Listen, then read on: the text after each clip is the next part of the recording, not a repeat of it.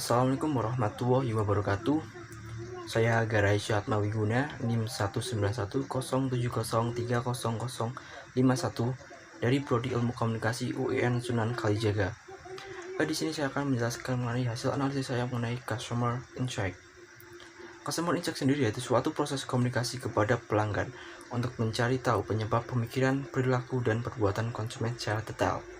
Dengan mengetahui perilaku konsumen, juga akan mengetahui langkah inovasi penjualan produk ke depannya dari rangkaian jenis produk serta komunikasi secara iklan. Sehingga, atas kreativitas layanan yang ditawarkan serta pengembangan inovasi produk dapat mempermudah meraih kebutuhan dan keinginan konsumen. Dengan kondisi belakang seperti ini, yang ekonomi yang mulai melemah, sehingga peran consumer insight menjadi lebih penting. Hal ini merupakan strategi UKM untuk memperoleh divisi consumer insight dan merupakan hasil jawaban konsumen yang sangat penting bagi pebisnis serta brand merek produk.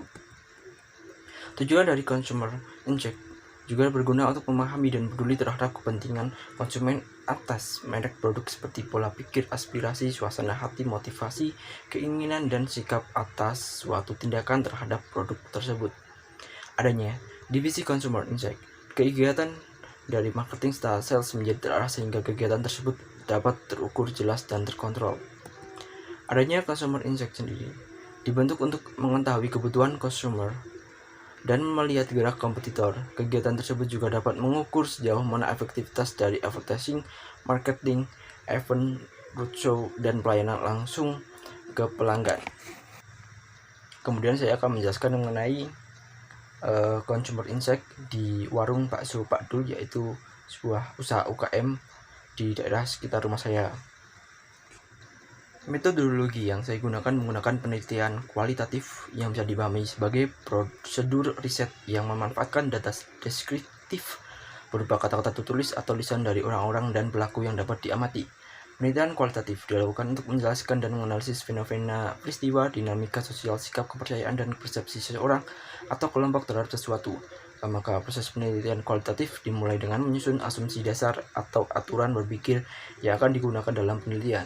Data yang dikumpulkan dalam set kemudian ditafsirkan. Kemudian jenis dan sumber data menggunakan data sekunder. Sumber data sekunder dalam penelitian ini adalah data yang diperoleh dari pemilik warung bakso tersebut dan konsumen. Data sekunder tersebut meliputi data keadaan umum tempat warung berjualan, data produksi dan penjualan produk, dan data lain yang relevan. Kemudian, teknik pengumpulan data menggunakan observasi. Observasi merupakan metode pengumpulan data di mana peneliti mencatat semua informasi yang diperoleh bagaimana yang disaksikan selama penelitian dilakukan. Teknik ini dilakukan dengan mengadakan pengamatan langsung terhadap objek yang akan diamati, sehingga diperoleh gambaran yang jelas mengenai objek yang akan diteliti. Selanjutnya mengenai segmentasi pasar.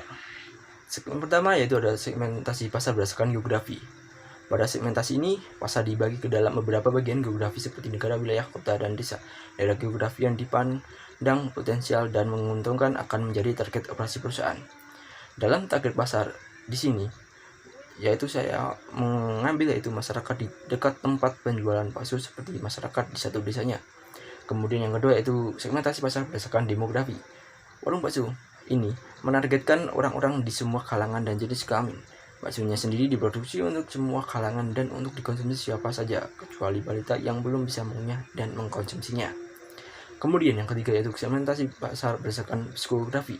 Segmentasi psikografi ini meliputi kelas sosial, gaya hidup, kepribadian, persepsi, dan serta sikap. Berdasarkan harga jual bakso ini dengan harga Rp10.000, warung bakso ini mencoba merangkul segala jenis kelas sosial, mulai dari menengah, kelas bawah, kelas menengah, dan kelas atas. Kemudian saya akan menjelaskan dari consumer insight-nya sendiri. Dalam penelitian ini saya menemukan beberapa macam model konsumen yang berbeda-beda. Yang pertama sendiri yaitu ada konsumen yang memilih untuk makan di tempat. Biasanya konsumen ini datang pada saat siang hari sekitar jam 12 sampai jam 2 siang untuk makan siang. Kemudian ada konsumen yang membeli bakso dibungkus. Pada konsumen ini biasanya mereka membeli lebih dari satu bungkus bakso. Hal itu dikarenakan konsumen ini membelikan untuk keluarganya di rumah yang sedang tidak memiliki lauk pauk. Kemudian ada konsumen bapak-bapak. Pada konsumen yang satu ini dalam melakukan pemesanan meminta kuah dalam baksonya itu ditambahkan supaya bakso yang dikonsumsinya terlihat lebih banyak. Kemudian ada konsumen yang kenal dengan pemilik warung. Konsumen yang satu ini cukup sering membeli bakso di tempat tersebut dikarenakan memiliki hubungan pertemanan dengan si pemilik atau memiliki jarak tempat tinggal yang berdekatan.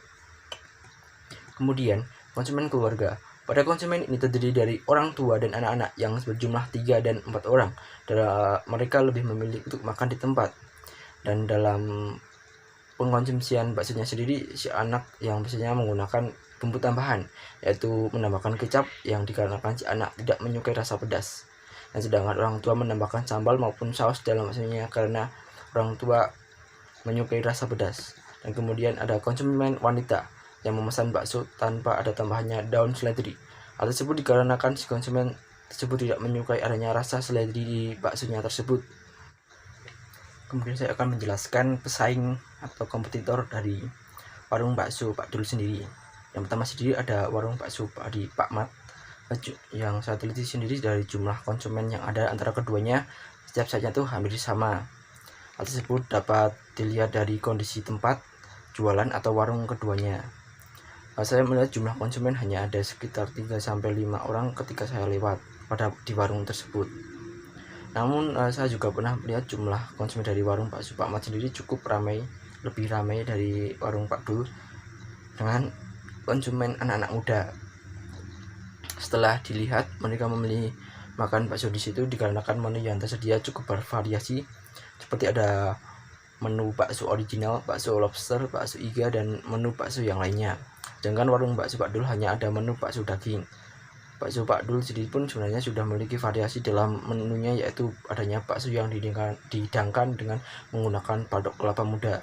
Namun konsumen jarang yang memesan menu tersebut. Hal tersebut dikarenakan ketidaktahuan masyarakat pada menu tersebut itu ada, dan dikarenakan pihak warung jarang untuk mempromosikannya. Yang kedua yaitu ada pesaing kedua, yaitu penjual bakso keliling. Di daerah saya sendiri memiliki cukup banyak penjual bakso keliling ya. Konsumen kadangkala lebih memilih untuk membeli bakso di bakso keliling, terutama pada konsumen anak-anak. Hal tersebut dikarenakan harga yang ditawarkan lebih murah, yaitu sekitar 5.000, dan bahkan bisa memesan sesukanya. Namun ketika konsumen memiliki uang yang cukup, mereka akan memilih untuk membeli bakso di warung bakso Pak Dul. Hal tersebut dikarenakan kualitas bakso lebih baik dan bahan baku yang digunakan juga berbeda. Bakso Pak Dul sendiri menggunakan daging sapi, sedangkan penjual bakso keliling menggunakan daging ayam.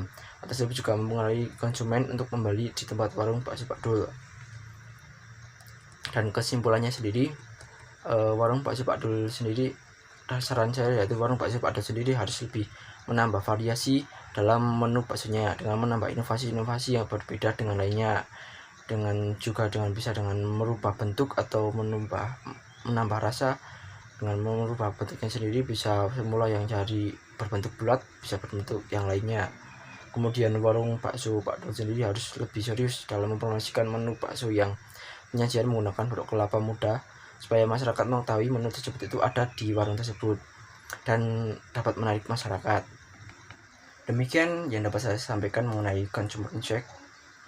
Kalau ada kurangnya mohon maaf. Bila ada saran mungkin bisa dituliskan di kolom komentar. Sekian dari saya.